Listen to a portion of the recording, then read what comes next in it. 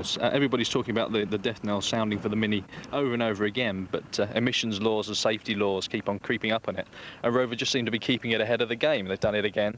They fitted airbags and side impact beams to the car to keep it alive for a few more years. I mean, 40 years, and almost 40 years, it's still going strong. That's an amazing track record. You've driven a lot of cars in your job with What Car magazine. What's the appeal of the Mini? It's all about character these days, really. There's nothing else like it. There probably won't be anything quite like it, although there is supposed to be a new Mini coming out around the year 2000. And it is a design icon. That's what it is these days. So what have they done with the range here today? We seem to have everything from the very basic original through to some fabulous looking Mini Coopers. Where are they taking it? Well, they're really making it into a cult car, which is the way it was heading anyway.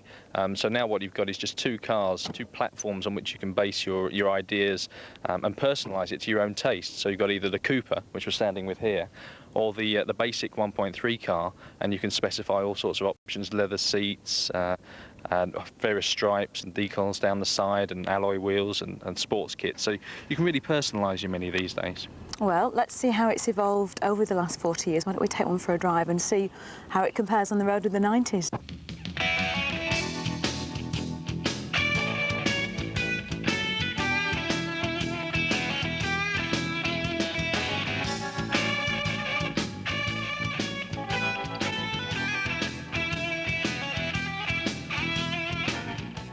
Let's take a look under the bonnet. Okay.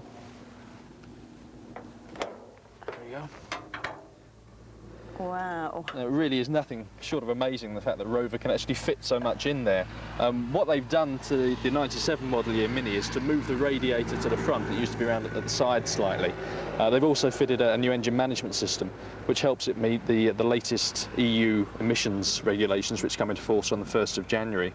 And also this October there are noise regulations, so it now meets that as well. How many changes other than that are there to the engine from the original one that would have been bombing around in the 60s? Very little. It's still an A-series engine, which was original in the Mini. All right, Steve, your first drive of Mini 97, what are your initial impressions? Well, actually, to drive, it's not an awful lot different to the old car. It's still just as much fun. You still get that seat of the pants feeling. Yeah, the old Mini definitely didn't seem to have much inside, did it, in the way of equipment? How have they combated that this time? Well, there's now a radio as standard. Wow. Praise the Lord. And they've also given you the option of specifying a wood dash, the chrome dials and extra dials, and you've got a wonderful chrome gear stick, which we'll have a look at in there in a little while, and chrome door handles and window winders. So it's really taking you back to the 60s ethos of the Mini, what it's all about. And it comes with a classic 60s tape, does it, I hope? I would hope so, yes, yeah. Van Morrison singing along in there somewhere or something. So what kind of person drives the Mini? You know, who's going to look at this and think, yeah, it's the car for me? It's very, very difficult. I mean, in years gone by, it's been a traditional first car for people, but I think you'll also find it now becoming a second car, a fun car for people to buy, as well as still a lot of people buying it for their first cars. But it's a lot more expensive now than it ever was. It's talking about £9,000 for just the basic car. So it has taken it away from the budget car area, which is so hotly contested now with things like the Fiat Cinquecento and the upcoming Ford car, of course. So it's becoming more of an icon, and apparently you're going to have to pay for that. And of course, the insurance on the Mini, though, is still quite an appealing thing for first-time drivers, isn't it? Exactly, yeah. Running costs are ridiculous. You know, you can work on them yourselves, but as you've seen, the engine is a little bit cramped in there. Nearly 40 years on and it's still going strong. How much further can Rover take it? Well, I think that one of the reasons they've done this upgrade is to keep it legal, so to speak, so they can keep selling it. And there is, of course, talk of the year 2000 Mini, which Rover are almost on the verge of confirming, we think. So I think that they're keeping the Mini brand going, trying to enhance the image of the Mini for this new car that will come along at the turn of the decade. In essence, it's the only classic car that you can actually go into the showroom and still buy today. That's right, yeah. It is still one of the most famous classic cars. I think Classic and Sports Car voted it the best classic car of all time. And our sister magazine, Autocar, voted it Car of the Century. So, you know, to have one of those on your driveway that you can still go out and buy one new with a P plate on it, that's quite something special.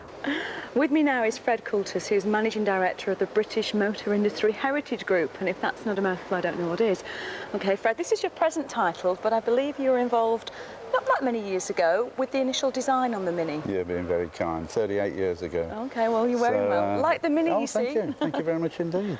Yes, I was involved in the very early days as a wide-eyed, newly qualified engineer working on the development of the front-wheel drive vehicles. It must have been an incredibly exciting time. I mean, it's easy to look at the Mini today and think, oh yeah, great car, but there's a lot of great cars. But when you look at what was around at the time, did you all know you were onto something really special? I think when you're lost in the depths of the engineering fraternity, you're not quite sure at that point in time.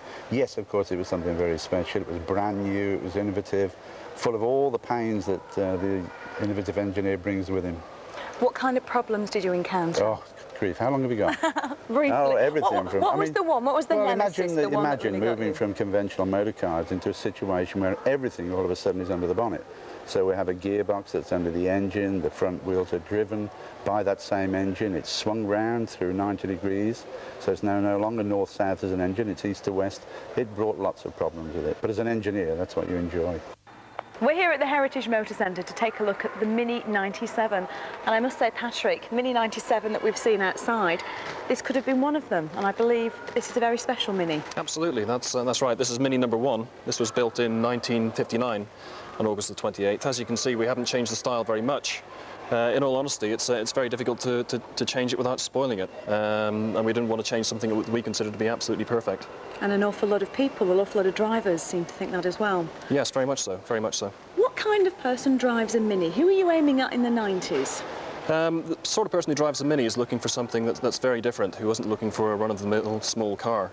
They're very individual, they want to make a statement about themselves, so they're not looking at something that's an ordinary small car, they're looking at something that's completely different to everything else, and that's something that we have in today's Mini. OK, so you haven't changed the styling an awful lot, but what are the differences in Mini 97? Well, the main thing is that we've changed the Mini 97 are the safety features of the car. We've put in a standard driver's airbag, seatbelt pre-tensioners and side impact bars, and we've also improved a whole raft of other minor features in the car, such as having multi-point fuel injection, a new refinement package, and a lot of other minor features such as small revised seats, better ventilation system, and so forth. Really a lot of minor things with the car that really do improve the refinement considerably.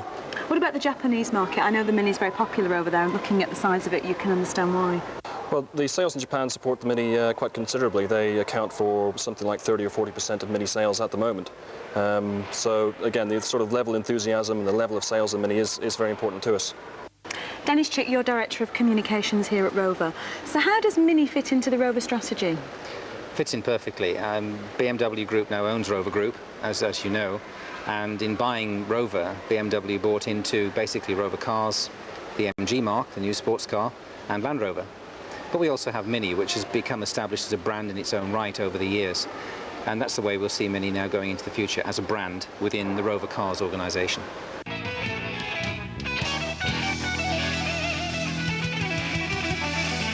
Very tempting, but if nature had meant me to drive a Mini, I'd be a foot shorter. But I'm not, and I'm quite happy as a BMW man, thanks a lot.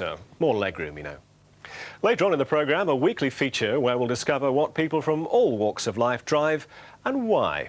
But first, a glimpse behind